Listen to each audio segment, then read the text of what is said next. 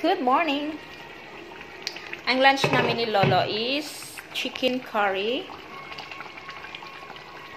Ito yung gustong-gusto ko sa chicken curry, guys. Yung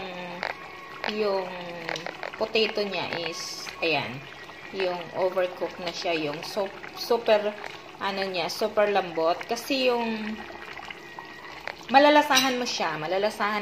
At saka yung sticky na yung kanyang sabaw. At ilagyan ko na to ng gatas para more yummy. So, it's okay na siya. Yummy na. Sarap na. Ayan. Tapos, magbe-bread kami ni Lolo. French bread. Ayan. Pero nagsayang ako ng rice kasi bibigyan ko yung anak niya. Gusto niya yung chicken curry with rice. Ayan. Rice is life. Kumakain na rin sila ng rice. Natututo sila sa akin.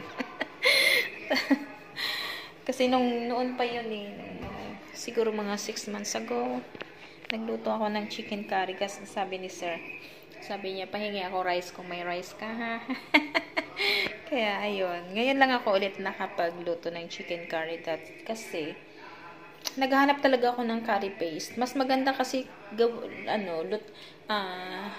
gamitin yung curry paste kumpara sa chicken curry powder.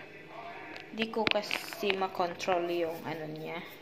Pero ngayon naglagay ako ng 2 tablespoon na curry powder. Yan, ganyan. So, okay naman yung kinalabasan. Bye-bye!